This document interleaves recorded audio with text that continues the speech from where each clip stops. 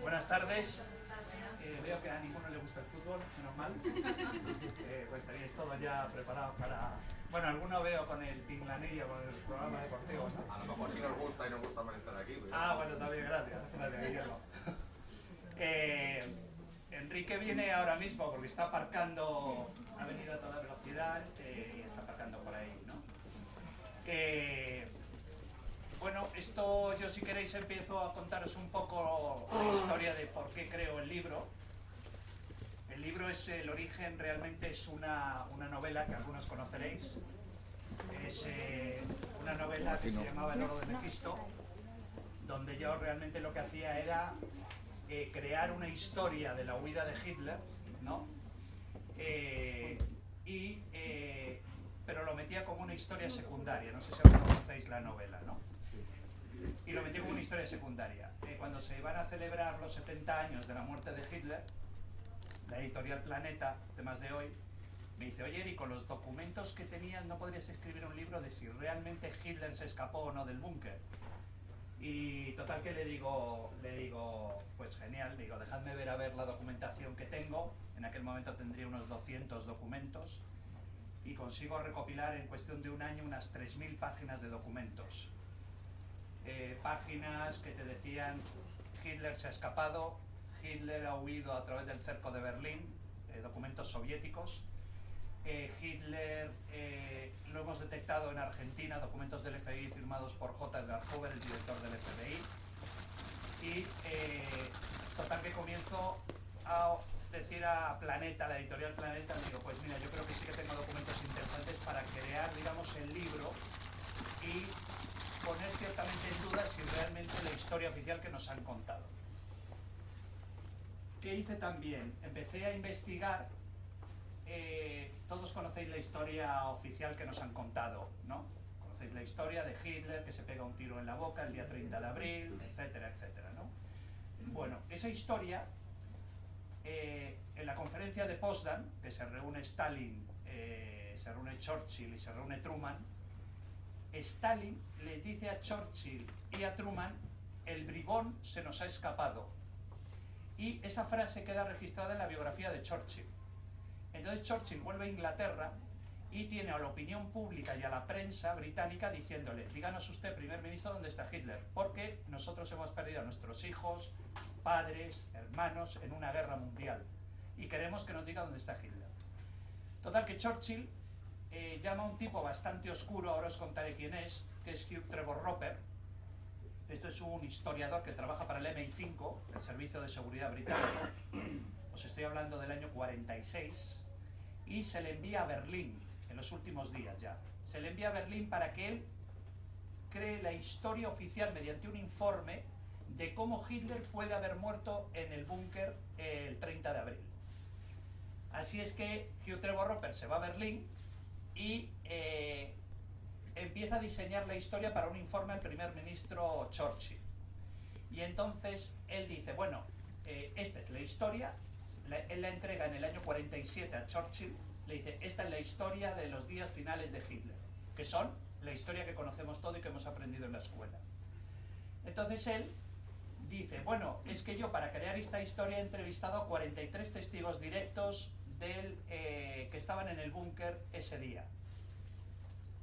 Entonces, parte de esos testigos dicen, bueno, es que nosotros no conocemos a este señor.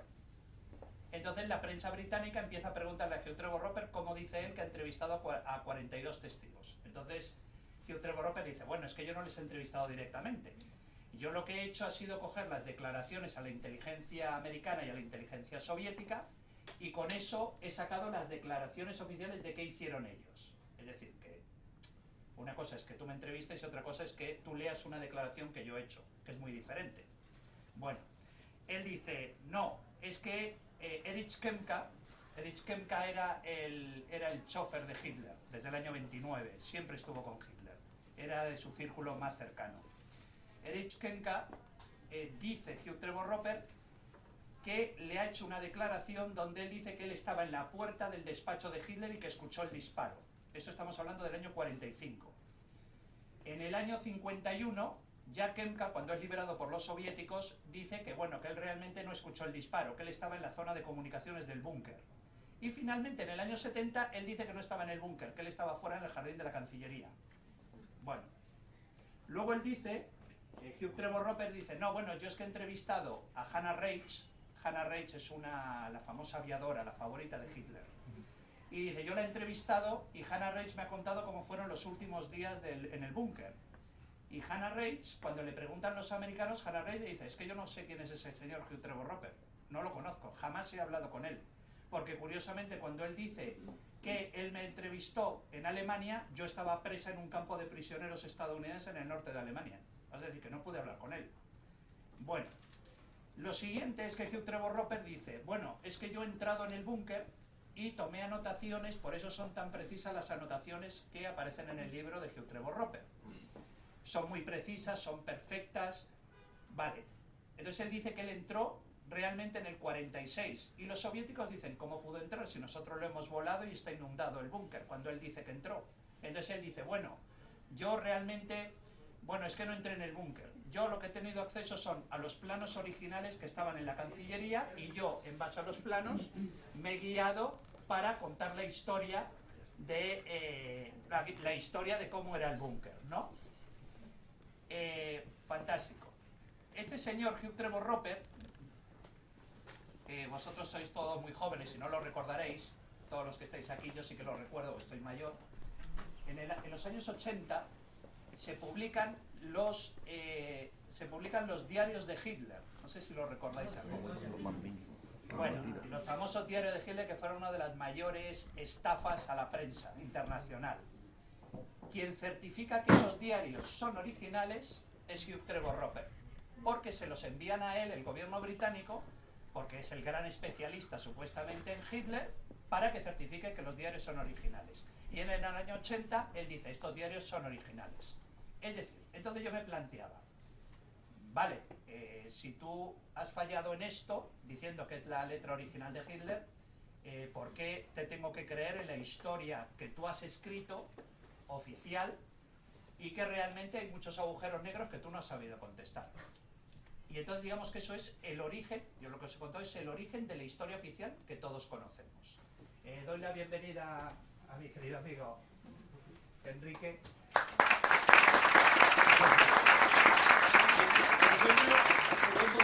Llevaba media hora, vengo de la exposición de Cuarto Milenio y he salido de allá y 25. Pero el problema es que no sabía si era subido o bajaba y todo el mundo me indicaba que tenía que traer... No hay problema. Pero adelante. Bueno, ese es el origen de la historia oficial.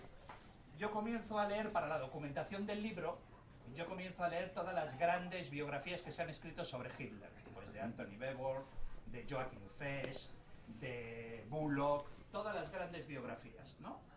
Y entonces yo me di cuenta, la de David Solar, que la semana que viene tengo un debate en la televisión, en la 2, con él, sobre esta historia. Yo comienzo a darme cuenta que todos los grandes historiadores se han ido, no llegaría a decir plagiando, os lo pongo entre comillas, pero sí copiando la historia oficial unos a otros. Es decir, incluso hay alguno, no os voy a decir cuál, pero hay alguno que me leía algún párrafo y digo, caray, yo juraría que este párrafo ya lo he leído en otro libro. Pero bueno, y entonces claro, yo decía, claro, esto es para que os hagáis una idea, como si vosotros me decís, venga, escríbenos una biografía de Julio César, ¿vale? Y entonces yo me voy a Top Books y le digo a Top Books, oye, consígueme las mejores biografías de Julio César. Genial. 10 biografías de Julio César, las campañas de Julio César, las mujeres de Julio César, la historia de Julio César, las enfermedades de Julio César.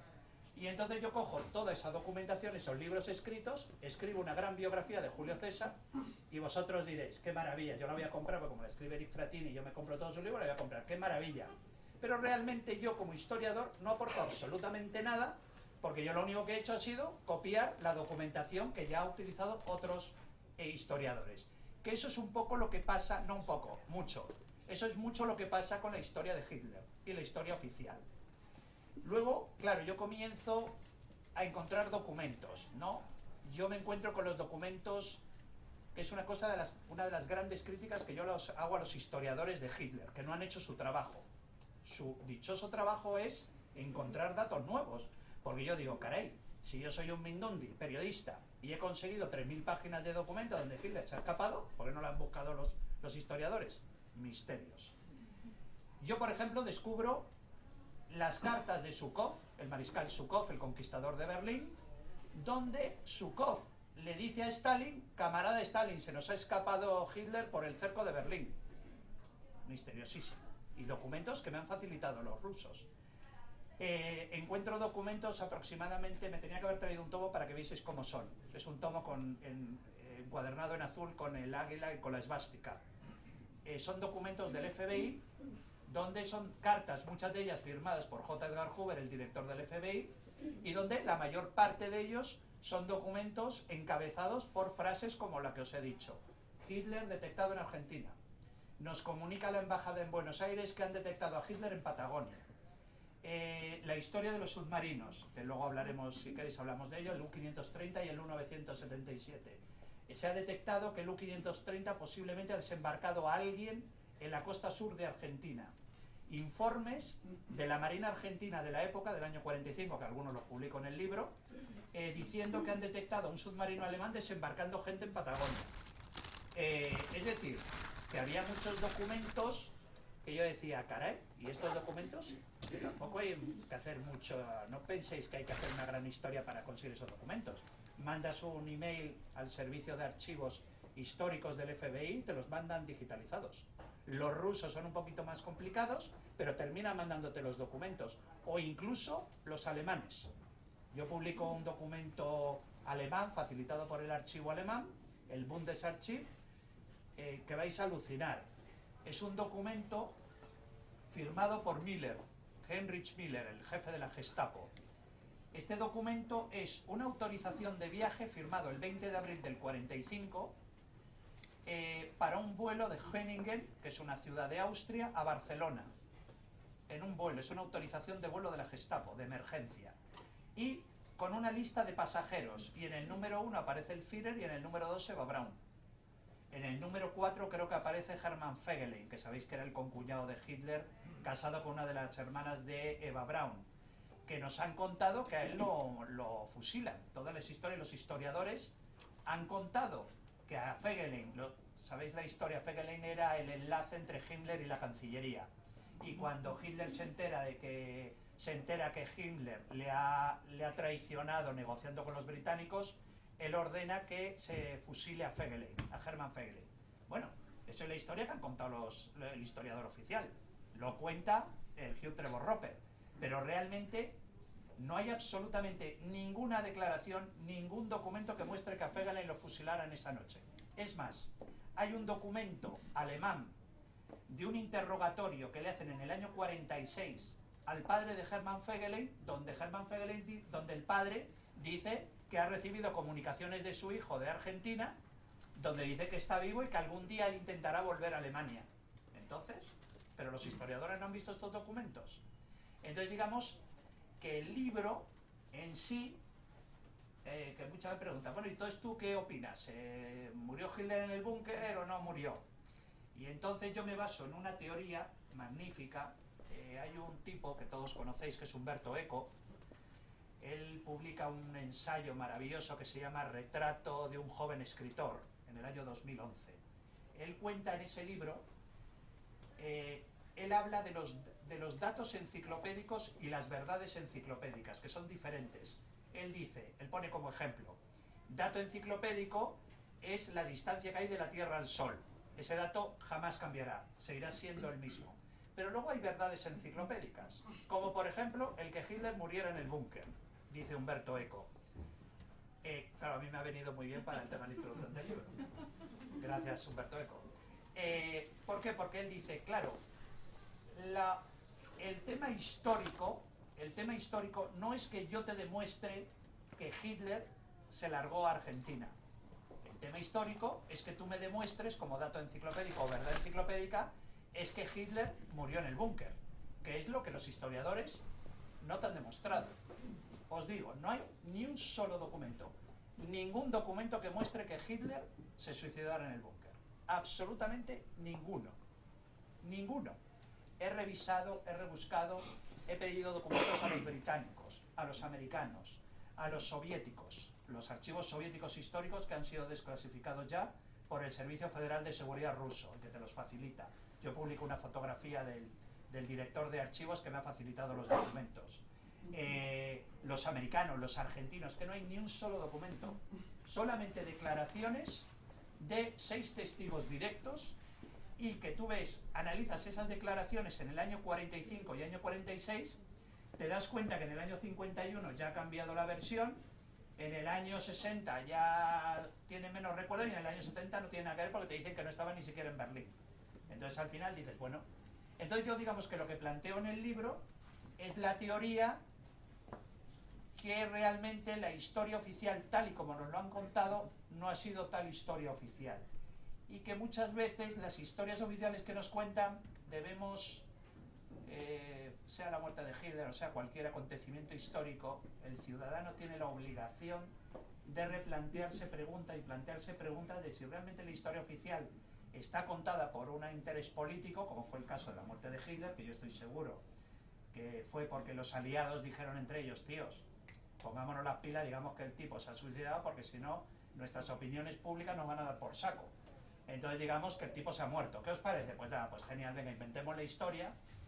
Entonces yo eso entiendo y hasta lo disculpo, ¿no? Porque era una situación complicada después de la guerra, llegaba la Guerra Fría, los soviéticos empezaban a bloquear Berlín, pero claro, la historia es todos los historiadores que han venido detrás plagiándose unos a otros, con la historia de que Hitler se murió en el búnker, incluido a una persona que admiro enormemente, y os digo, la semana que viene tengo un debate en televisión con él, con David Solar, que es un gran historiador, muchos habréis leído sus libros, pero que tampoco aporta nada. Yo me he leído el libro de David, y incluso lo diría si estuviera aquí sentado con nosotros, no aporta absolutamente nada, es exactamente, contado bien es cierto, con mucha más soltura que el historiador típico que te publica 8.000 páginas sobre la vida de Hitler, pero qué duda cabe que es la misma historia que no me aporta absolutamente nada de los libros de Hitler. Yo creo que es una buena introducción y a mí lo que me divierte es charlar.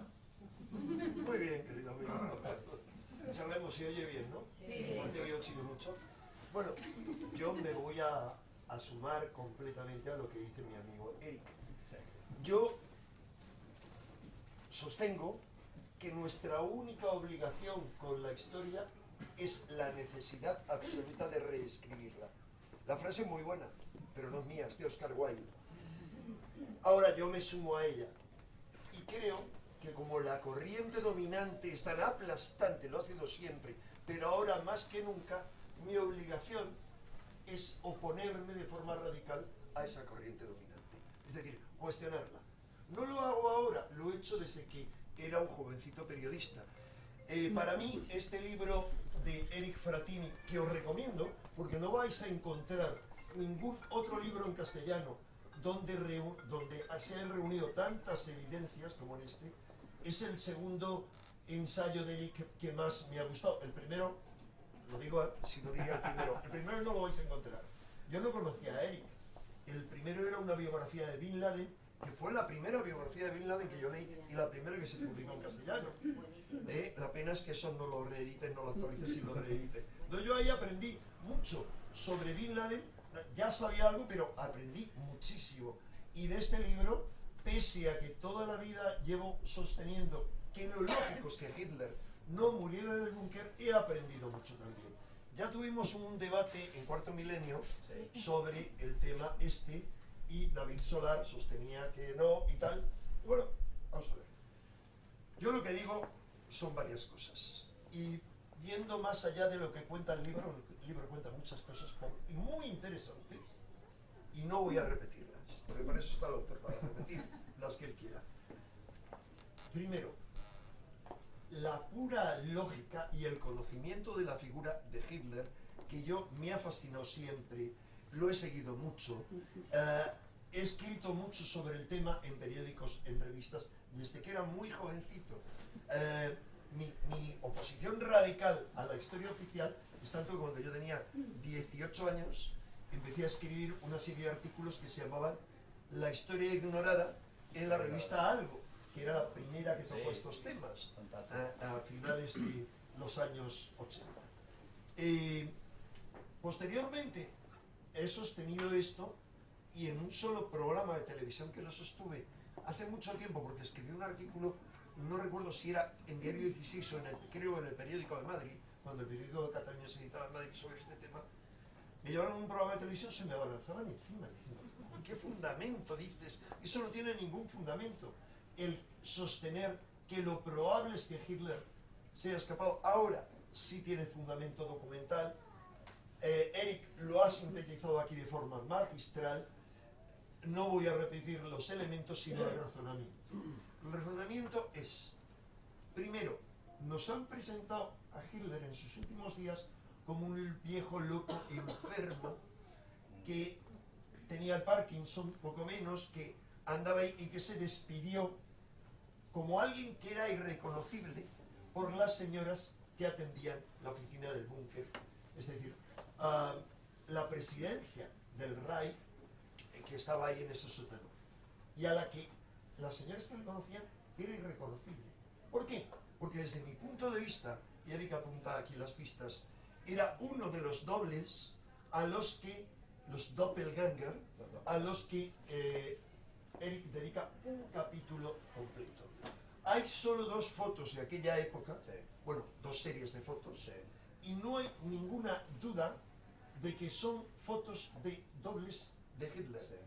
Entonces, mi tesis es, primero, se sabía ya desde el año 1944, 43 mejor dicho, aquí así lo he publicado en esta portada que se llama El gobierno secreto del Cuarto Reich, Unión Europea, del nazismo a la euroesclavitud, informe confidencial Red House Report. Vamos a ver, en el informe de Red House se explica que el 10 de agosto del 44 tiene lugar una importante reunión en un hotel de Estrasburgo, al que asisten toda una serie de gente de los servicios de inteligencia alemanes y representantes del capitalismo y de la industria alemana. Y ahí les exponen que el plan, insisto, agosto del 44, que el plan es, puesto que el Reich está ya en vías de desaparición, es sembrar y poner a resguardo las semillas del Reich de los 1000 años, para sembrarlas en el momento oportuno. Y lo que se expone en ese informe es que el nuevo intento de crear el nuevo Reich, el nuevo imperio, será un intento económico. Y ese intento, como lo expliqué en este documento basado en varios libros, se realizó con un tremendo éxito del cual hoy somos esclavos, que es la Unión Europea. Detallo cómo los creadores de la primera institución, mi amiga Sol se ríe diciendo, ¿qué cosas dice? Lo detallo con toda claridad, cómo la primera institución que se creó, que era de las minas y tal, todos los miembros, cuya foto muestro, eran nazis. Es decir, es así de claro. Como el primer gobierno que se apoyó por parte de los aliados con Konrad Adenauer, que era el único impoluto a la cabeza, porque había que mostrar una cara amable, y decían, esto es para que el pueblo alemán no se hunda, es decir, eligieron, puestos a ser maniqueístas, la mejor de las 2 opciones. Una era la de el asesor de Allen Dulles, que era el gran capo del FBI, perdón, de la CIA luego, y que era el jefe, que de eso hablas, Eric, en tu novela El oro de Mefisto, que era el capo de la OSS, predecesora de la CIA, en Suiza, y fue el que hizo tratos con los alemanes, con Himmler, etc. La opción que daba su asesor psiquiátrico, el doctor Cameron, era hacer un lavado colectivo de cerebro a todos los alemanes. El doctor Cameron fue uno de los grandes criminales de la operación MK Ultra, que hizo crímenes atroces en Estados Unidos. Fue condecorado, siendo nombrado miembro de la Asociación Psiquiátrica Mundial. Tenían esa opción. La otra opción era reciclar. Lo reciclaron. Todo esto ha pasado el tiempo. Lamentablemente, hemos sido una vez más tan cretinos los españoles y otros, que, como dijo mi amigo Fernando Sánchez Dragó, someternos a la Europa de los mercaderes, que no era la Europa de los pueblos ni de la cultura europea. Y ahí estamos esclavos de los sucesores de toda esa historia. Pero yo me estoy yendo un poquito de tema para mostraros otro aspecto que no está tocado ahí, porque lógicamente no es cuestión del tema, pero para deciros que en esa situación lo lógico es que Hitler, que era no el Führer, era el elegido del pueblo alemán, y más allá de la providencia, que como han mostrado Carl Gustav Jung y otros, y yo he recogido en otra portada, actuaba como un medium, como un chamán, incluso como un poseso. Había nacido en un pueblecito de 15.000 habitantes, Braunau, sobre el río Inn, austriaco, es decir, no era alemán, era austriaco, y en ese pueblo de 15.000 habitantes habían nacido 4 de los mediums más importantes de la historia. Y miro a mi amiga Sol, que conoce bien la historia de la parapsicología. Tú no sabes quiénes eran esos mediums, ¿no? No, digo que no sabes quiénes eran. Pero podías decirme algún medium alemán que tenía en la cabeza. Esos eran los hermanos Schneider. Nacidos ahí. O sea, los 2 grandes mediums, de los 10 mayores mediums que hay en la historia, 2 habían nacido ahí, y otros 2 con los que había trabajado Seren Nothing, el conde Seren Nothing, que era un parapsicólogo alemán notable. Él actuaba como un medium. Todos los que lo conocían lo manifestaban así. Canalizaba lo que fuera una fuerza diabólica o fuera, más bien, como decía Jung, el arquetipo de Odín, Botán. Y cuando lo poseía, cuando se manifestaba a través de él, cambiaba radicalmente. Cuando lo abandonaba, lo que hacía era quedarse sin ninguna decisión. Ese individuo era indispensable para el mantenimiento del rey. Y es absurdo decir que se quedó ahí y que finalmente se pegó un tiro, incluso más demencial aún, lo que han insinuado muchos, de que un forcejeo, es decir, insinuando que le habían pegado un tiro al Führer, por el que se habían quedado ahí, enfrentándose a la muerte todos sus seguidores. ¿Cuál sería la explicación teórica, por supuesto? Pero la que yo sostengo, aunque esté equivocado. Se habla de un doble. Que le pegaron el tiro al doble. Primero le hacen pasear, se saludar a todo el mundo. Sí. Y luego le pegan un tiro. Sí. A ver, este es el resumen de mi alegato, porque todo lo demás, las pruebas, el análisis del ADN del cráneo encontrado ahí, está en este libro de Eric. Sí. Sí. Ahí con el tema de los doppelganger es muy interesante. Yo dedico un capítulo entero, porque es otro de los, sabéis que es otro de los grandes mitos, ¿no? Que se dice que realmente Hitler no tuvo nunca dobles, que se hablaba de ello, que era una leyenda. Entonces yo publico un documento de los interrogatorios llevados a cabo por una unidad especial del ejército británico, de Montgomery, del mariscal Montgomery, que han conseguido detener a 4 tipos que se parecen mucho a Hitler. Y el documento te muestra el nombre y apellido de ellos, de los interrogatorios, donde demuestran que eran dobles de Hitler, y todos los 4 le dicen que ellos trabajaban en la Cancillería en puestos diferentes de la Cancillería y realmente eran dobles de Hitler. Luego hay otra historia también muy famosa, todos recordáis la famosa fotografía de Hitler condecorando a las juventudes hitlerianas, ya en los últimos días del Reich, ¿no? Hay una historia, y es que hay un estudio hecho por Alf Linney. Alf Linney, no sé si sabéis quién es. Alf Linney es el hombre que creó todos los programas de reconocimiento facial para la inteligencia británica y la inteligencia estadounidense. Y es el hombre que ha inventado, que demostró a los cuerpos de seguridad que todos tenemos las orejas diferentes. Y por eso ya se está utilizando a nivel policial de investigación el tema de las orejas, de la identificación del propio pabellón auricular, ¿no? Que estos son todos diferentes, nadie tenemos las orejas iguales. Entonces, este hombre hace un estudio de 27 páginas sobre las fotografías de Hitler, las fotografías donde aparece él, aquella famosa foto tocándole el carrillo a un niño de las juventudes hitlerianas y condecorándolo, ¿no? Que son famosas, en el jardín de la Cancillería. Y todo el estudio que él hace demuestra que ese no era Hitler, que era un doble de Hitler. Él hace todo un estudio, es espectacular el informe, que además me lo han facilitado la propia Universidad de Londres, al de la que el Alf Linney es catedrático, ¿no?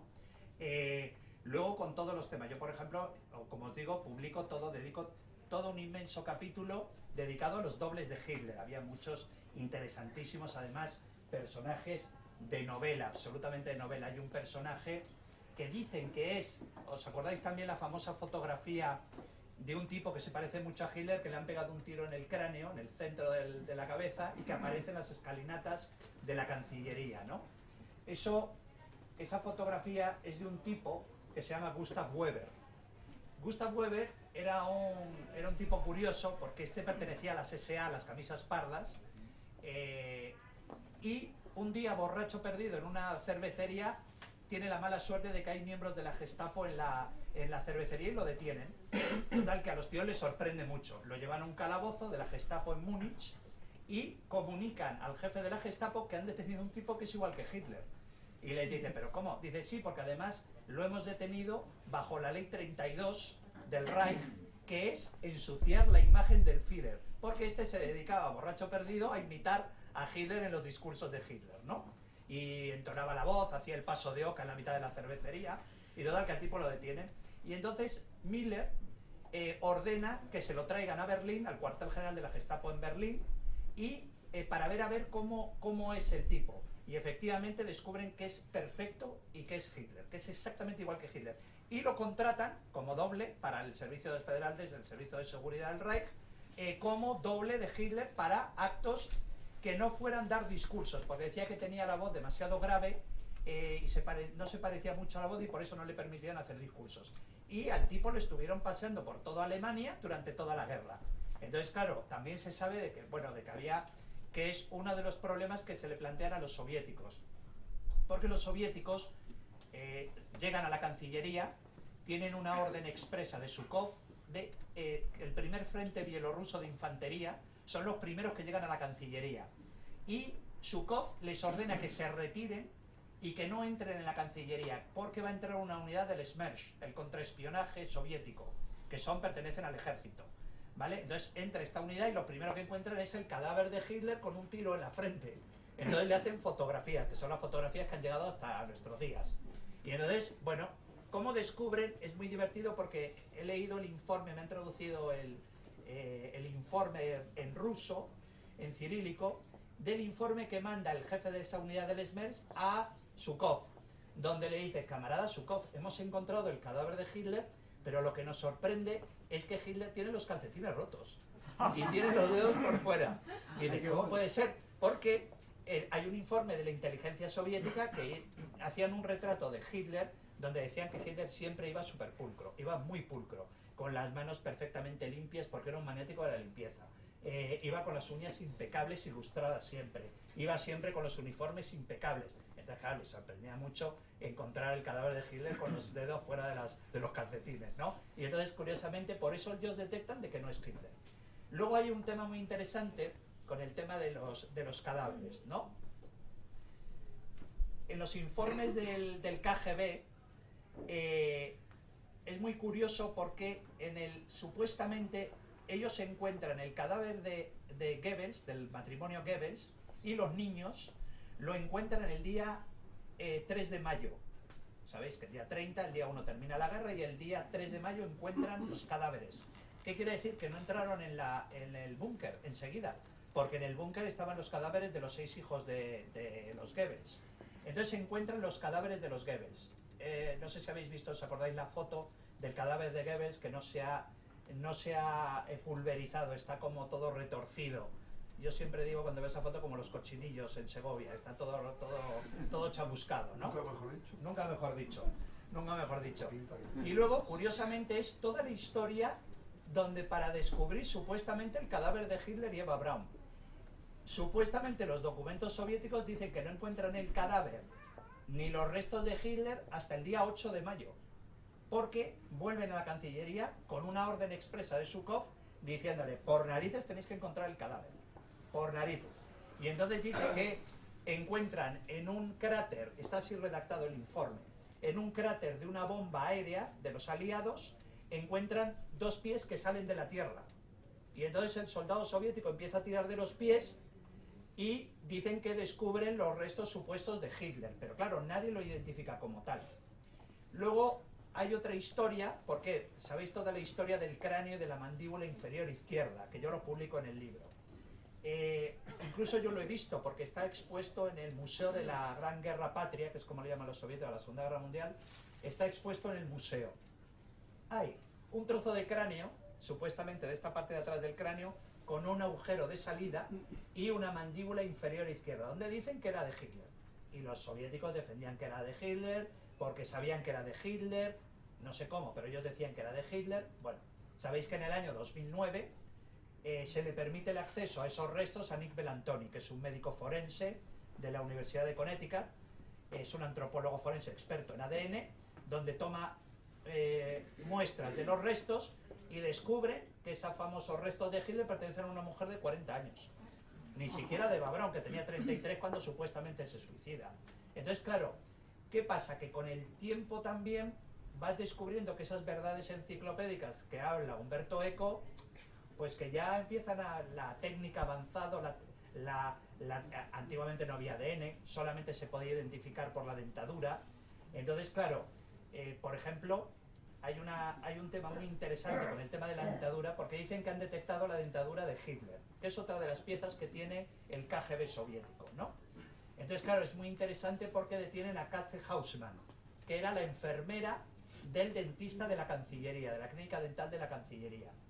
Y cuando llegan los soviéticos a preguntarle, oiga, ¿identifica usted estos como los dientes del Führer? Ella dice, pues no lo sé. Dice, ¿cómo que no lo sabe? Dice, no, porque es que nosotros le hemos implantado, le hicimos un molde al Führer y se lo hemos implantado a 6 miembros de las SS. El protésico dental, los soviéticos consiguen localizar en Berlín al protésico dental que ha hecho los moldes, que también, ya os contaré, bueno, la historia es trágica también de este hombre.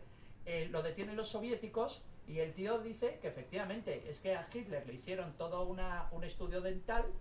Él cuenta que en el año 40-41 y que misteriosamente se les ordenó a él hacer 6 dentaduras exactamente iguales e implantarlas en 6 miembros de las SS. Y él incluso da los nombres y apellidos de los miembros de las SS. Tanto Heusemann como el protésico dental acabaron en un gulag, fueron trasladados a la Unión Soviética y murieron en un campo. Dicen que en el año 61 o 62 murieron los dos, los tuvieron detenidos, los torturaron, etcétera, etcétera. Y yo publico incluso las fotos que aparecen, me las han facilitado los soviéticos, los rusos, y son las fichas de detención en el campo de los dos, de la enfermera y del protésico dental, ¿no? Entonces, bueno. Si me permites un comentario. Sí, por favor. Pobres, como tantos otros, tuvieron mala suerte. Porque si hubieran caído en el bando americano, este estaría forrado en Estados Unidos como tantos otros. Como el dentista de Hitler. El dentista de Hitler, también yo publico una fotografía, que era el jefe de la clínica dental de la Cancillería. Acabó detenido por la inteligencia militar estadounidense.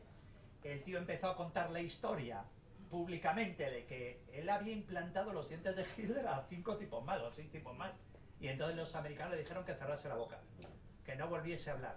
Y efectivamente, después de esa declaración, él no vuelve a hablar nunca más y aparece con una clínica dental en Manhattan. Y él muere en Estados Unidos porque él se nacionaliza. Con una clientela. Sí. Y él se nacionaliza estadounidense y muere en Estados Unidos como ciudadano americano. Es decir, que luego. No, asesinos de guerra como Werner von Braun, pues poniendo en marcha la carrera del espacio americana. Asesinos, criminales de guerra que habían esclavizado y asesinado por acción u omisión a cientos de personas. Si queréis hacernos preguntas, encantados. Así dejamos de soltar nuestro rollo. Perdona, has hablado antes que ibas a salir en un programa de televisión en la segunda. ¿Me puedes decir cuál es? Es un programa que se llama Para Todos la 2. Para todos lados. Creo, ¿no? Para todos. Y va a ser un debate entre David Solar, a que quiero mucho, y yo. Por los 70 años. Es el próximo jueves, creo. El próximo jueves. Además se graba en directo. Es en directo. Perdón. Sí. Hola, soy Maximiliano.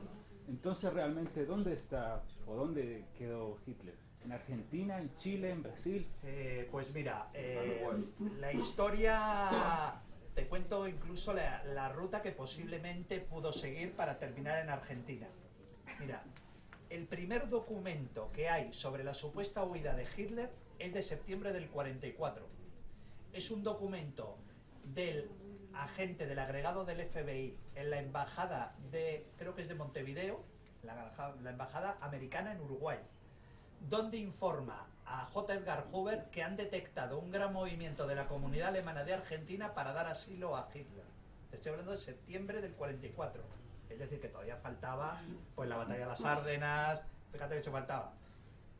La ruta posible que me permito solo añadir, un mes solo después de la reunión en el Hotel Red House. Es decir, cuando estaba en marcha el nuevo Reich. Exactamente. Hay una ruta posible. Hannah Reitz declara, una vez que es detenida, ¿sabes? La aviadora, tú sabes que ella efectivamente consigue entrar en el búnker, consigue entrar porque ella aterriza, no sé si conocéis Berlín, en la Unster der Linden, en la avenida principal de la Puerta de Brandenburgo. Ella reconoce que ha llegado y reconoce que ha estado con Hitler esa noche. Cuando la detienen los americanos, ella dice que la tratan maravillosamente, genial, hasta que a ella se le ocurre decir: no pude haber sacado yo a Hitler y a Eva Braun de Berlín. Entonces los americanos le dicen: ¿cómo? Venga usted para aquí. Y la llevan a un centro de detención de altos jerarcas nazis, ¿vale? Eso es una historia. Ella dice que los ha trasladado hasta Magdeburgo, que es una ciudad que está al oeste de Berlín. Y ahí acaba la historia. Luego hay un tipo, un capitán de la Luftwaffe, Ernest Baumgart, que yo le dedico un capítulo entero a él. A este tío lo están juzgando por crímenes de guerra en Polonia, porque el tío había participado en experimentos con prisioneros de campos de exterminio para temas de la Luftwaffe. Y él declara que él llevó a Hitler y a Eva Braun desde una ciudad alemana de Magdeburgo a la ciudad de Tonder, en Dinamarca. Entonces dices: caray, qué curioso, qué casualidad, ¿no? Y no se conocen para nada. No se conoce Hannah Reitz y Ernest Baumgart. Hay una declaración de un comandante de la Luftwaffe, que es Manneken, que yo publico la declaración en el libro. Él hace una declaración, publico el documento original, la declaración a la inteligencia británica. Y él dice que él, estando herido, a él lo evacúan y está herido en una ciudad danesa que se llama Tonder. Dice: y fue un honor para mí porque conseguí saludar al Führer, que se bajó de un avión, me saludó, se subió en el avión y desapareció. Misteriosamente hay declaraciones, porque tú sabes que cuando termina la guerra, Noruega y Dinamarca todavía están en poder alemán. Se retiran ya una vez que se ha firmado la paz, la rendición. Una vez que se ha rendido, los alemanes se retiran de Noruega y Dinamarca. Hay una declaración de un comandante de las SS que dice que él vio a Hitler y a Eva Braun con otra gente de su círculo en el puerto de Kristiansand. Kristiansand es Noruega. Entonces dice que posiblemente los pudieron embarcar en un submarino. Cuando termina la guerra, Dönitz, el almirante Dönitz, ordena a toda la flota, incluidos los submarinos, que suban a superficie y ondeen la bandera negra. La bandera negra es bandera de rendición. Pero misteriosamente hay 4 submarinos que han desaparecido. El almirantazgo británico los da como bajas de guerra. Pero misteriosamente, tú sabes que en mayo del 45 termina la guerra, pero misteriosamente uno aparece en septiembre, en agosto, y otro en septiembre del 45, ¿en dónde? En Argentina. Y se rinden a las autoridades argentinas, los 2 submarinos. Y hay una declaración de la inteligencia militar estadounidense, la inteligencia naval, está publicado en el libro, donde ellos dicen que les ha sorprendido mucho porque ellos han entrado en el 977 de Heinz Schäfer, del comandante Schäfer, y el submarino está impecable. Impecable, absolutamente. Incluso, fíjate, hasta llega con las máquinas Enigma, la máquina Enigma del submarino, ¿vale? A ellos les sorprende mucho que el 530 ha llegado totalmente vacío en el interior, no lleva ni siquiera torpedos. No lleva torpedos, no lleva máquina Enigma, e incluso parece que se ha adaptado el submarino para ampliar las estancias. Y es el submarino que los argentinos dicen que posiblemente desembarcó a alguien en Patagonia. Es decir, ¿te queda con la duda? Me permito añadir algo más, aunque lo cuenta Eric, es que llevaban ya 2 años mínimo comprando, desde el momento en el que pensaban que la guerra iba a dar un giro, como lo dio en el 43 en Rusia, en el frente ruso sobre todo, y también en los otros frentes, llevaban comprando toda una serie de tierras y estancias, muchísimas, Sí, sí. en toda Argentina, sobre Sí, sí. todo en la Patagonia. Y algo más, habían establecido una base Sí, sí. en la Antártica, New Schwaben, la Nueva Suabia, que es otra posibilidad que se ha planteado, que yo no creo. No, tampoco. Quien afirmaba esa posibilidad, cuento ya una aventura mía, radicalmente, fue un tipo con el que tuve mucha relación y luego se ha convertido en el gran líder de los nazis esotéricos, Miguel Serrano, al que me presentó un íntimo amigo mío que a su vez, o sea, aunque él era extrema derecha, a este otro lo tenían por extrema izquierda, no era así. Es decir, cuando Pinochet y tal lo llevaron a la cárcel porque defendía los derechos humanos, Jorge Uneus. Bien, Serrano estaba tan íntimamente relacionado que por intermedio de él, primero por correspondencia y luego cuando vino aquí, yo tuve oportunidad de conocer a dos altos jerarcas nazis. El uno se me ha olvidado, hombre, el otro no, en este momento se me han ido. El uno tenía la oficina en la Puerta del Sol, que era, por favor, el héroe, Otto Skorzeny, que era... Vivía en la calle José Antonio, en la avenida José Y Antonio. ¿sabes qué? Tenía la oficina en la Puerta del Sol. Sí, enfrente, En la oficina que luego ocupó tenía el la piso, revista Grial sí, y los hermanos Palacio. Él vivía justamente encima del Casino de Madrid. Sí. Él vivía justamente encima. Entonces, hasta él murió en el 76, una Sí, cosa así, sí, un sí. tipo singular, que había perdido un ojo, tenía una cicatriz. Una cicatriz enorme, no, Sí. era otro nazi que conocí aquí. Es decir, España había sido gran refugio de los nazis. El otro Pero en la era... Antártida no hay pruebas de lo de la Antártida. No, digo es lo que afirmaba Sí. Serrano, absurdo. Para mí, creo que es Absurdo, bastante viable que en Argentina. Y otra cosa es que tú no, sé que no eres de esa opinión, que hay muchas opiniones diciendo que pasó unas por Cantabria, Sí, todo sí, el tema del hostal, y Sí, varias por otras Burgos, muy diversas, por Burgos. eso, Cantabria, Burgos, otras por Barcelona. Galicia. Para mí Por Galicia, incompatibles. Por Galicia también. Sí, pero lo de Galicia es menos. Sí. En Cantabria sí Sí. es que hay un montón de testimonios. Que hubiera hecho una parada, hombre, no era... Mira, con el tema de la Antártida, hay otro capítulo, yo dedico otro capítulo entero. Había dos declaraciones, que esto ha sido también un bulo de internet. Yo lo declaro que es un bulo de internet absoluto. Dicen que hay dos declaraciones, dos de Dönitz. Una realizada en la Academia Naval de cuando todavía en Dinamarca estaban bajo ocupación, ¿no? Donde él dice que la famosa frase, absolutamente, dice, vamos a crear en la Marina Alemana, vamos a crear un Shangri-La para el Führer en una zona de helada, no sé qué. Bueno, no hay absolutamente nada de esa declaración. Es más, ni siquiera hay ningún rastro de que Dönitz estuviera en Dinamarca. La segunda declaración es una declaración también, un bulo de internet, que lo metéis Shangri-La Dönitz y te aparece, donde dice que es una declaración que él hace a sus interrogadores en el tribunal de Nuremberg, ¿vale? Vosotros os metéis en Nuremberg, en el archivo federal del gobierno alemán, y podéis bajaros en digital todas las declaraciones de todos los líderes nazis, todos los interrogatorios, están en todas las transcripciones. Y no hay en Dönitz ni una sola referencia ni a Shangri-La, ni a la Antártida, ni a Hitler, absolutamente ninguna, no hay nada. Luego hay un documento maravilloso, fantástico, es espectacular, también os lo podéis bajar de internet. Esto está hecho por el Scott Polar Research, uno de los mayores centros de estudios polares, uno de los más influyentes en el mundo. Son dos investigadores del Scott Polar de Londres que han hecho un estudio sobre todas las leyendas que se cuentan de Hitler en la Antártida. Es espectacular, el documento tiene 26 páginas, está en inglés, eso sí. Bueno, dicen, entonces claro, te empiezan a tirar teoría por teoría, estos son expertos en la Antártida, en polar, en la Antártida y en el Ártico. Y entonces estos te empiezan a tirar, es decir, primero, ¿cómo dicen que fueron en el 530 cuando ellos tienen estudios de la NASA, que han hecho simulaciones de cómo cambió el clima desde el año 25 hasta el año 2014, creo que es el informe del Scott Polar, donde dicen que es absolutamente imposible que, además empieza a citar todos los nombres de estos teóricos raros, que no sé de dónde han sacado todas esas informaciones, de que Hitler llegó a la Antártida, porque además te pone, no, llegó al Monte Vernon en la Antártida. Pero ¿cómo puede ser?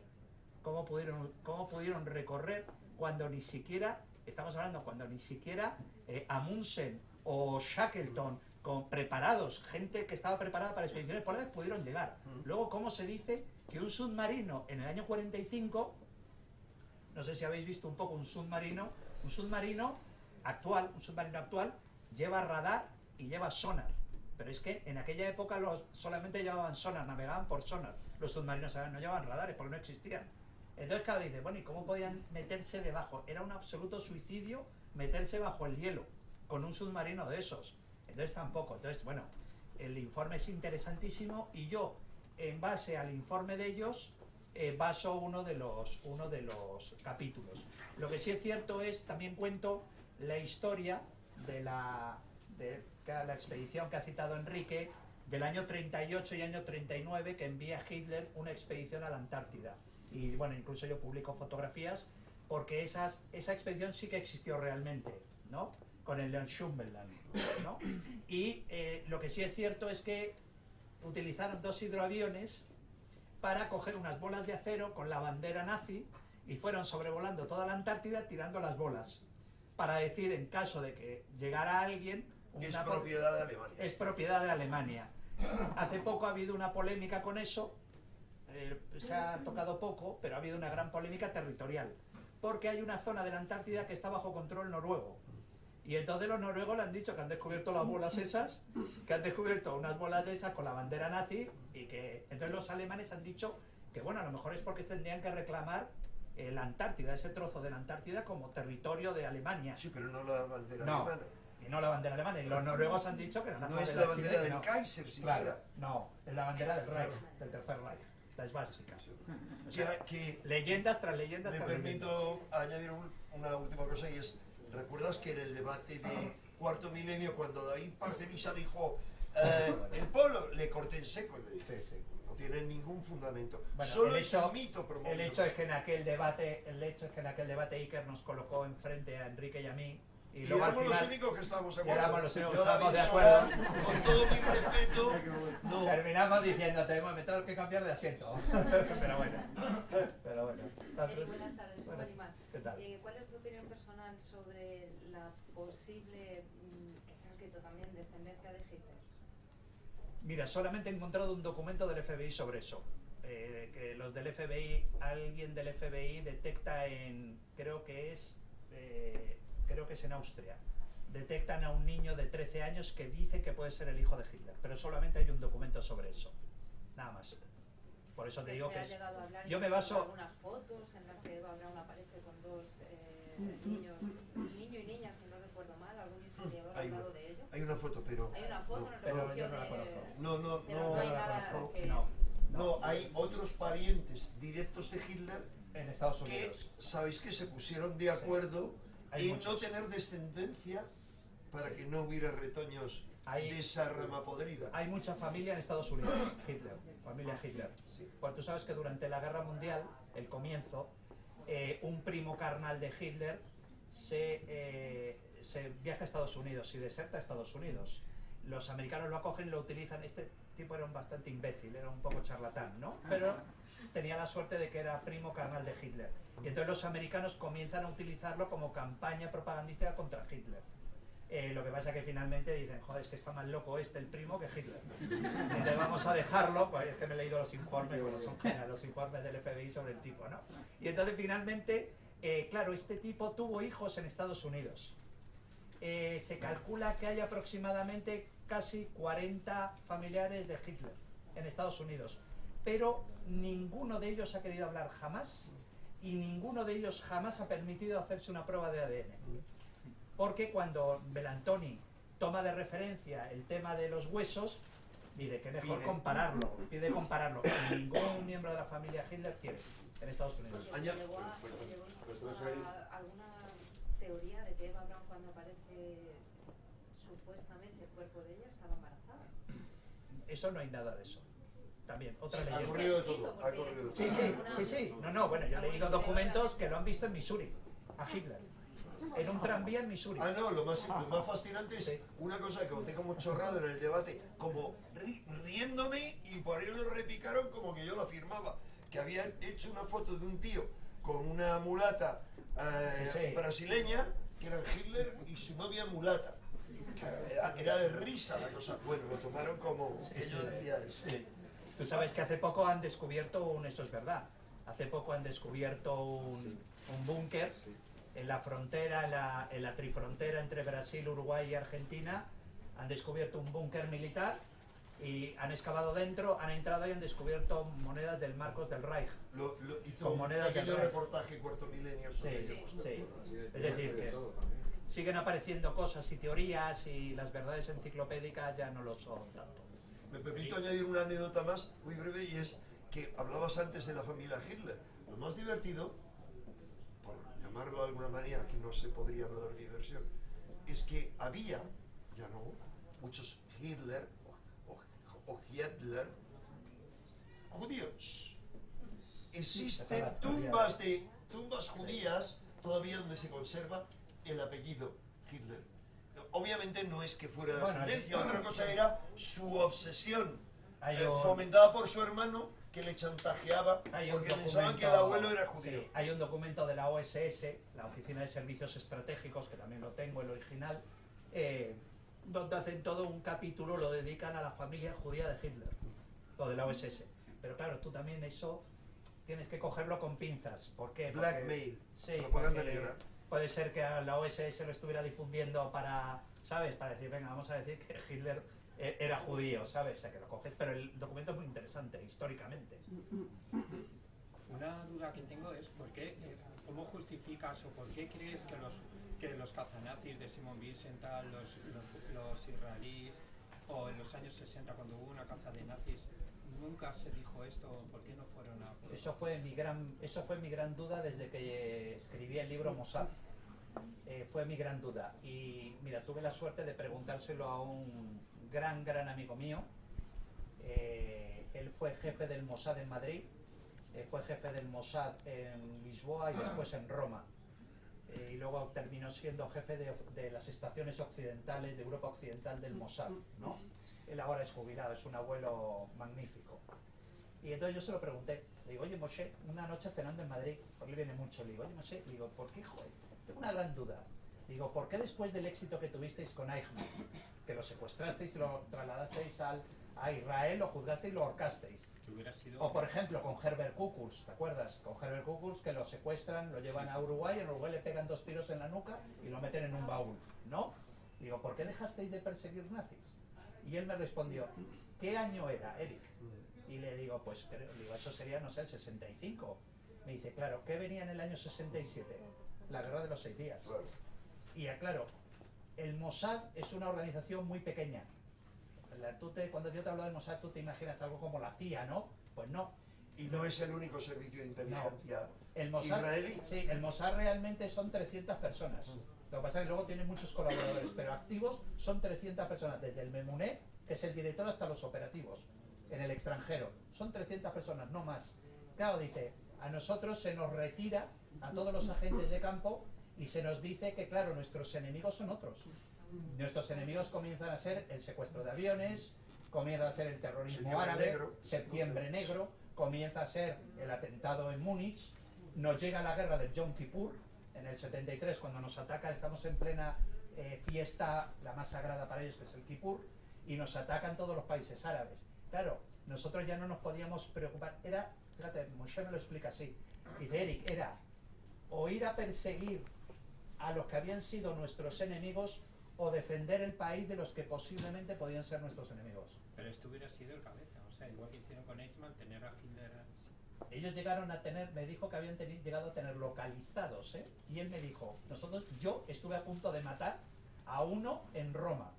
Y le dije, cuéntame, digo, ¿quién era? Y me dice, no te lo puedo decir. Dice, porque, claro, me acordé de toda mi familia, parte de su familia murió en Mauthausen. Dice, claro, tenía unas ganas de liquidarlo, pero se me ordenó que nos retiráramos todos. ¿Por qué? Porque ya les venía el terrorismo árabe. Por eso. ¿Y los cazanazis de Simon Wiesenthal y todos estos? No, es que Wiesenthal, yo lo conocí, Wiesenthal, un tipo magnífico. Yo lo entrevisté a Simon Wiesenthal. Wiesenthal realmente no era un cazanazis. Wiesenthal lo único que hacía era decir, oiga, señores, que Adolf Eichmann está aquí.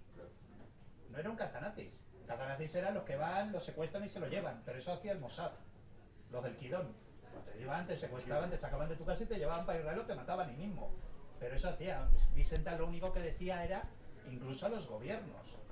Yo he podido leer todos los documentos que mandó el pobre Wiesenthal a Franco, diciéndole: señor Franco, es que Otto Skorzeny vive en la calle José Antonio. Hay un jefe de la Gestapo de Hamburgo, León de Grel.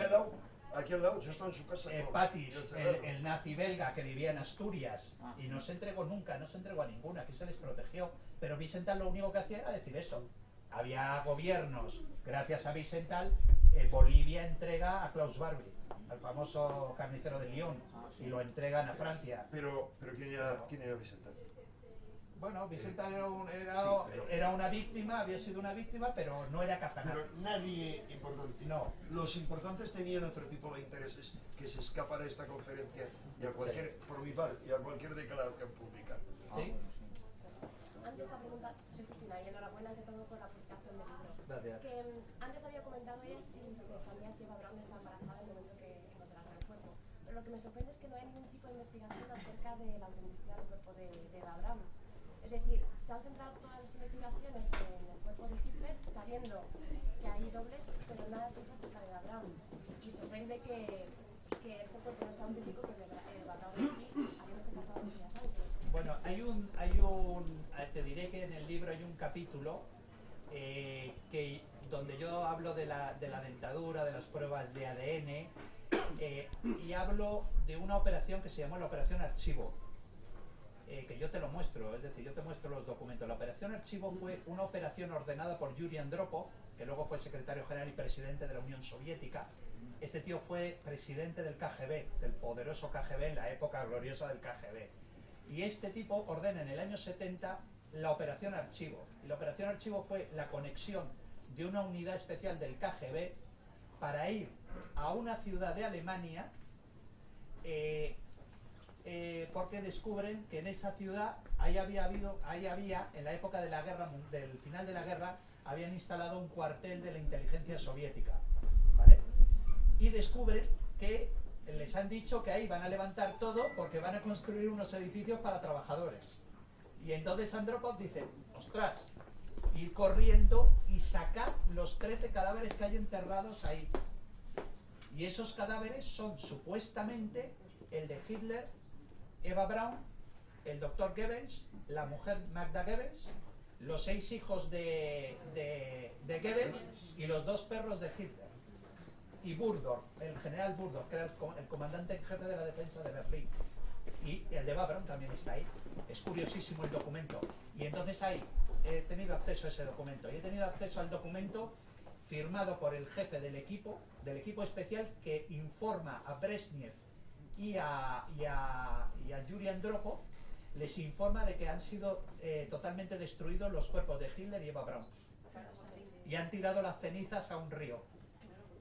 Yo dedico eso. Entonces, también es decir que yo no solamente te pongo en duda, ¿sabes?, la historia oficial o la historia que se ha encontrado, la estupidez de la Antártida, sino también te cuento otras pistas que yo he seguido y que, joder, te digo, caray, pues a lo mejor sí que tenían los soviéticos el cadáver real de Hitler y de Eva Braun y nunca quisieron decirlo, como un tema propagandístico, ¿sabes? Pero también te lo muestro, te dedico un documento, un capítulo entero a la Operación Archivo, y donde hablan de Eva Braun. Hay muchos documentos en el FBI sobre Eva Braun.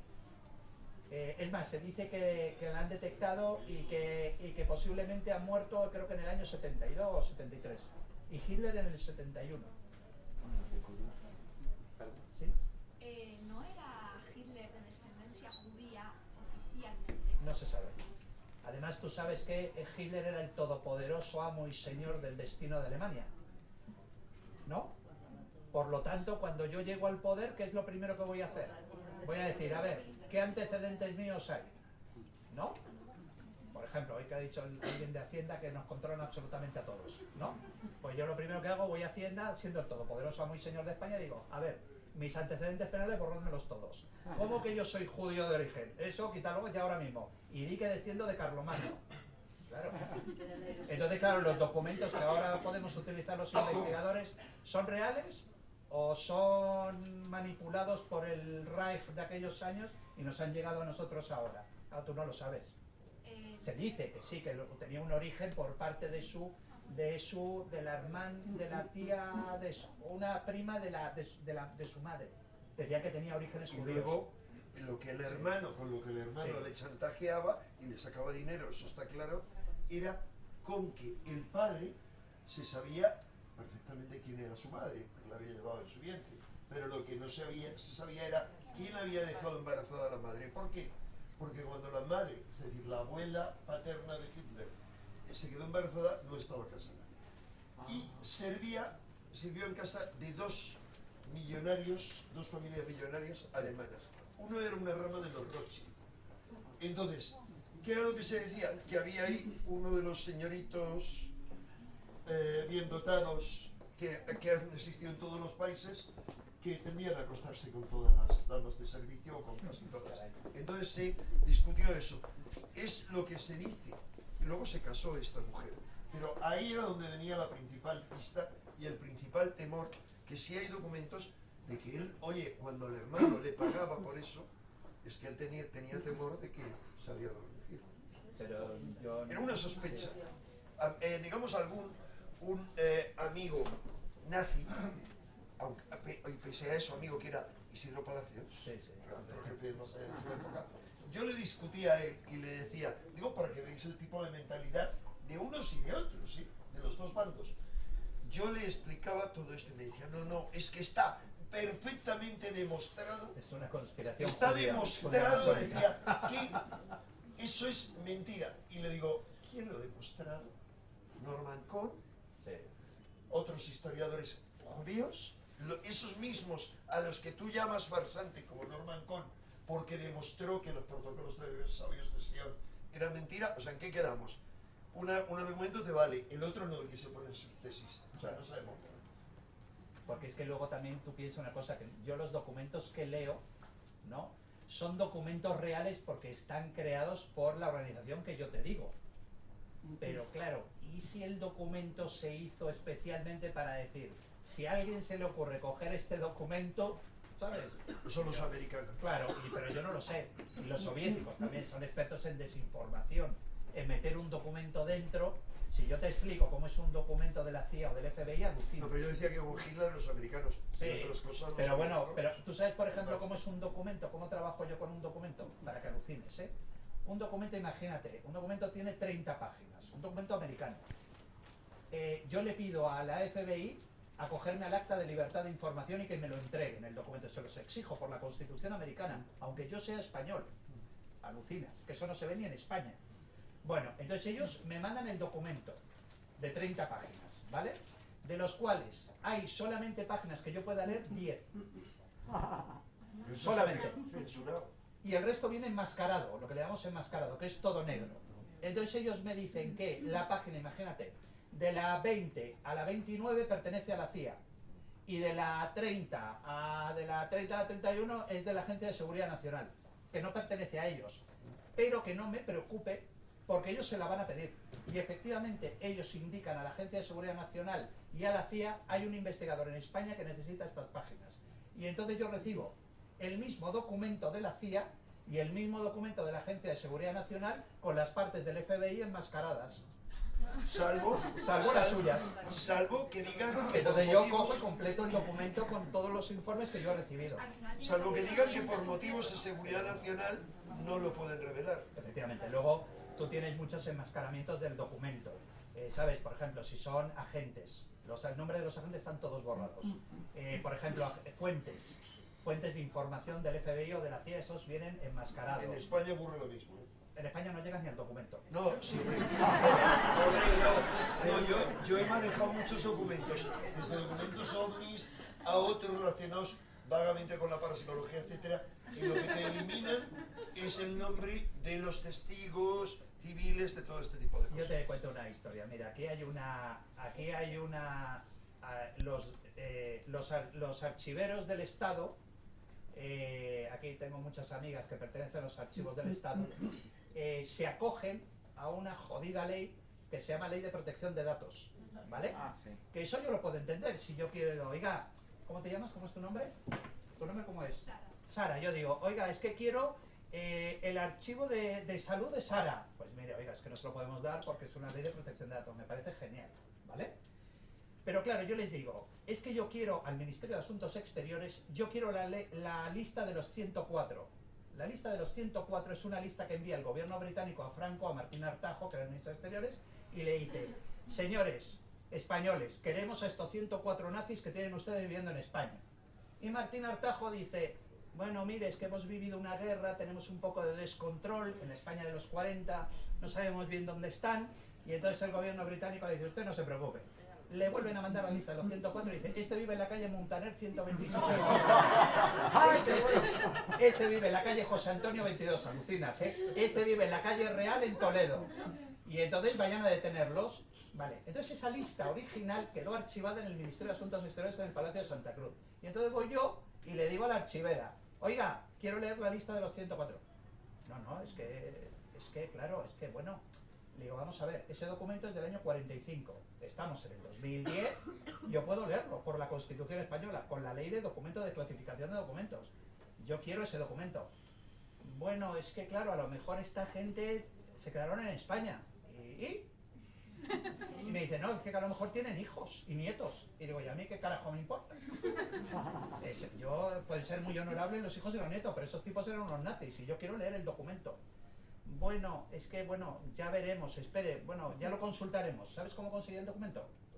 Llamando a un amigo mío, no, te lo voy a decir, llamando a un amigo mío que se llama Rafael Dezcayar, ex embajador en Berlín, asesor de Moratinos, que es íntimo amigo mío, y le dije, Rafa, coño, dile a tu jodido archivo al ministerio que me den el documento porque es legal que me den el documento.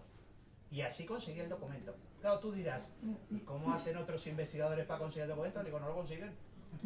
Yo porque tengo la suerte de tener amigos en las altas estancias. Si no, date por jodido.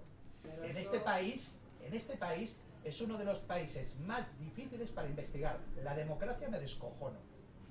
Me descojono de la democracia que hay en este país para los investigadores. Porque te meten, pero te digo, archivos, te estoy hablando de archivos de los años 40. Que no te estoy diciendo archivos de, hombre, ahora del 11M. Pues yo entiendo que diga el CNI, oiga, mire, es que no está clasificado. No pueden ustedes leerlo hasta dentro de 50 años. Bueno, vale, pues perfecto, hay una ley y te acoges a la ley. Pero estamos hablando de que 50 años. Es que han pasado 70 años ya. Quiero leer el documento.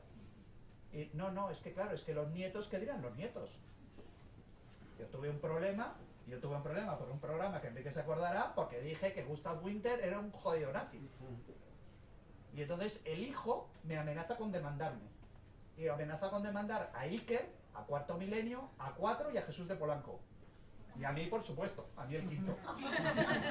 Y entonces yo dije, mira, si yo soy capaz de investigar a Mohamed Atta por donde pasó por España, que yo conseguí hasta los recibos de las gasolineras por donde había pasado Mohamed Atta por España, vamos, voy a investigar tu vida hasta tope. Y descubrí, por ejemplo, que Gustav Winter, el padre, fíjate cómo me quitaron la demanda, descubro que Gustav Winter envía una carta al gobernador militar de Canarias para que por favor le envíe a prisioneros del campo Tefía 1. Yo te explicaré luego lo que es el campo Tefía 1. Para picar piedras porque se quiere hacer una pista de aterrizaje para su avioneta. ¿Y qué era el campo de Tefía 1? Donde Franco metía a toda la ley de vagos y maleantes, a los homosexuales. Los mandaba a Canarias. Y entonces lo que le está pidiendo es, mándame no sé cuántos gays para que piquen piedras, del año 51. Y entonces le digo al hijo, oye, me va a encantar ir al tribunal, así le enseño el documento que he encontrado de tu padre. Y misteriosamente desapareció la demanda. No hubo demanda. ¿Sabes? Pero bueno, pero que es complicadísimo aquí en España, muy complicado. No estoy de acuerdo. Ahora añado una anécdota, no viene al caso, pero ¿cómo se consigue? Porque eso los americanos no es que sean el modelo de la democracia como otros países. ¿Cómo se consigue la Freedom of Information Act, la ley de libertad de información? Se consigue gracias a una organización que es como una hidra con muchos tentáculos, que durante años, muchos años, lucha para conseguir lo que es la cienciología. O sea, el origen, eso lo estudié muy a fondo. La cienciología, que antes se llamaba dianética, libró una lucha contra todos los servicios de inteligencia desde primeros de los años 50, creando un montón de organizaciones contra la psiquiatría, organizaciones civiles. Se gastaron miles de millones hasta que finalmente consiguieron esa ley. ¿Para qué? Para demostrar que lo que Ron Hubbard, que era su fundador, había dicho era verdad, que es que había una operación control mental de la CIA, que Cameron es el que he mencionado, tal, todo ese tema, sí, Gottlieb, pero Cameron era uno, y todo el rollo y de que a él habían intentado hacerle trabajar para los servicios de inteligencia. O sea que tampoco la gente da nada porque sí, aquí no hay eso porque no lo hemos peleado. Yo he trabajado con los americanos y te aseguro que es una maravilla investigar en Estados Unidos. Son unos jodidos asesinos. Investigar con las mujeres no. A mí la última vez que fui... Son unos jodidos intervencionistas. Y sacaron de un avión detenido. Bueno, algo habrías hecho. Yo te digo... No te habrías quitado los zapatos. No, me los quitaron y me pasaron lo que luego, mira... Ahora entendéis por qué no voy con Enrique a Estados Unidos. Gracias a un amigo aquí de los servicios de inteligencia, que da gusto.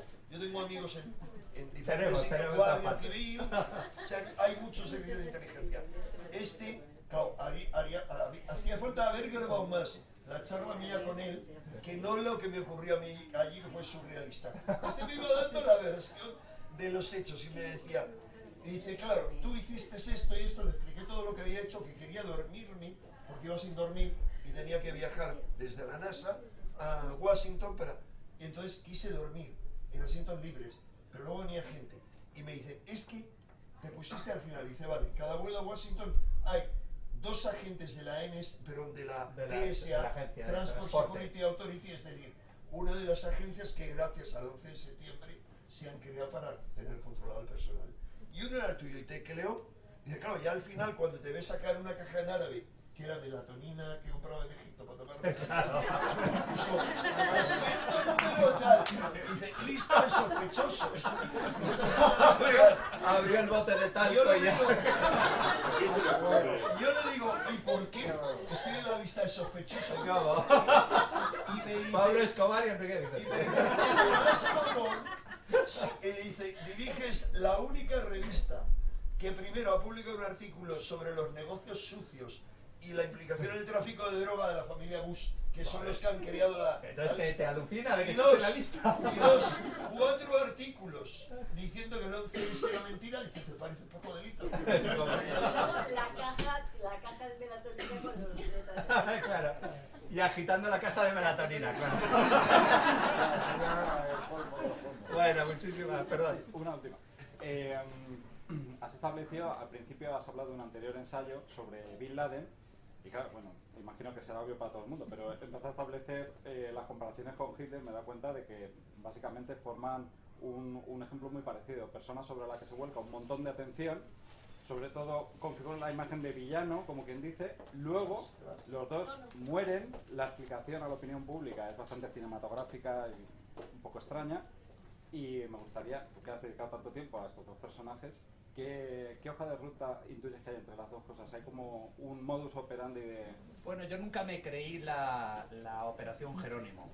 Es más, tú miras la televisión en aquella época y yo siempre salí en la televisión defendiendo que era imposible que Bin Laden estuviera vivo. Yo tampoco, Yo, es verdad, tampoco, pero además coincidimos en el mismo debate y yo defendía que, porque además estamos en lo mismo, es decir, si tú tienes el cadáver no me lo vas a mostrar, ¿por qué no me lo muestras?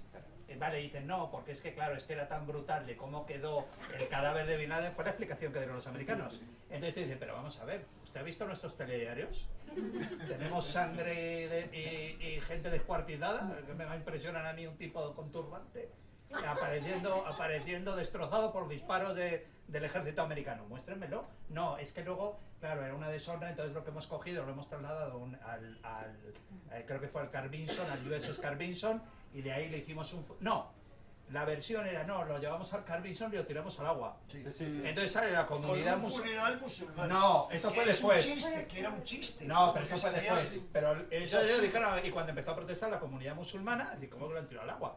Bueno, no, o sea, hemos hecho entonces la gente decía, vale. Es decir, que era todo. Luego, el que, mira, en el año 84 ya había documentos oficiales que se decía que la situación de salud de Bin Laden estaba muy mal, él tenía diálisis. Además, en las cuevas de Tora Bora descubren toda una máquina gigantesca de diálisis en una de las cuevas. No, antes que de la han Tora Bora, fotografiado. el libro tuyo lo publicaste nada más yo no le conocía a él, nada más ocurrió el 11 de septiembre, él publicó a su mí me dejan biografía entrar, de Bin Laden. Ya entonces, porque tú habías entrevistado a gente muy importante. Entonces, he sido yo antes el que lo he mencionado como los dos ensayos que a mí me habían interesado más, porque realmente a mí me abrió las puertas a toda una serie de cosas. Sí, porque yo en aquel libro, claro, es que tú piensas, yo llevaba investigando desde el 96 a Bin Laden. Y entonces yo publiqué, y fue por un breve, fíjate por qué empecé a investigarlo, en un aeropuerto, el aeropuerto de Klagenfurt, que aquí algunos lo conocerán, en Alemania. Estaba sentado y veo un breve en la revista Time, en el año 95, en el año 94, 95. Decía, un millonario saudí que está financiando el terrorismo internacional. No venía el nombre. Y yo digo, joder, como Carlos el Chacal, alucinante. Y a partir de ahí, a partir de eso, empecé a investigar, empecé a pedir documentos a los servicios de inteligencia estadounidenses, que me empezaron a facilitar documentos así gigantescos. Pero documentos de Al Qaeda, la organización. Claro, ¿qué pasa? Yo decía, caray, este tío es que viendo los objetivos que está teniendo, objetivos terroristas, porque claro, empezó con ataques poco importantes. Luego se fue a objetivos de más alta prioridad de seguridad, como cuando ataca el cuartel general de la Guardia Nacional Saudí, que mete un camión bomba y lo vuela por los aires. Luego vuela las dos embajadas de Tanzania y Kenia. Que eran sus financieros, sí. Los saudíes. Y digo, caray, este tío va a hacer algo más importante. Y luego cuando viene el 11 de septiembre, claro, yo tengo el 11 de septiembre y el 1 de octubre yo publico el libro. Desde los orígenes del abuelo, de cómo hizo las finanzas, porque claro, Bin Laden era una cosa curiosísima, porque el Saudi Bin Laden Group, el SBG, que es la familia Bin Laden, cuando Bush, tú te acuerdas que cuando después del 11 de septiembre, Bush ordena el bloqueo de todas las compañías cercanas a gente de Al Qaeda, pero misteriosamente el SBG no está en esa lista. ¿Por qué? Porque hay miembros de la familia real saudí. Entonces, por supuesto, no se toca. E implicación, digamos, de la familia Bush. Los Bush compartían negocios. Es más, había miembros de la familia Bin Laden, que era enorme, 52 hermanos, más otros personajes muy importantes que estaban reunidos en Estados Unidos con todos. Familia Bush y con otros. Le sacaron en 2 aviones. Sí. Cuando yo contaba aquello, en la época en la que escribía, antes de que dejaran entrar en decían, Estados Unidos. Mucho antes. Decían, ha habido gente que me ha dicho, siempre hemos pensado que estabas loco con esas ideas, hasta que hemos visto el documental de Fahrenheit 911, donde muestran las imágenes de cómo le sacan. Sí. Pero seguimos tragándonos todas las mentiras que nos cuentan. Bueno, yo publico un documento, en aquel libro publico un documento de enero del 2001, de un documento que es una carta dirigida a un consejero de Seguridad Nacional a Condoleezza Rice, que era la consejera de Seguridad Nacional del presidente, donde le dice que están detectando que posiblemente les puede llegar un ataque a Estados Unidos. Y ese es del mes de enero del 2001, y yo lo publiqué en el libro. Pero claro, nadie hizo nada y bueno, fue lo que pasó. Y un personaje que tú citas en el libro, que era el investigador del FBI, que más sabía sobre Bin Laden. Que muere en la torre. Que deja al FBI muy feliz. Ay, tengo un buen trabajo. Jefe de seguridad. De la torre. El World Trade Center, de todo. Sí. Y muere el hombre ahí. Cuidado, antes había tenido una buena idea y es tomarse vacaciones en España, dar unas conferencias aquí para la policía. Y estuvo en Salou, en un hotel, que era el mismo hotel donde había pasado tu amigo Mohamed Atta. Qué curioso. Eric, vamos dando paso a la firma. Muy bien, fantástico. Imagino que muchos querréis que tanto Enrique, que tenemos los libros suyos en la entrada, como Eric, igual os firmen sus libros o sus obras, pues así disfrutamos de ese momento que a todos nos apetece. Gracias.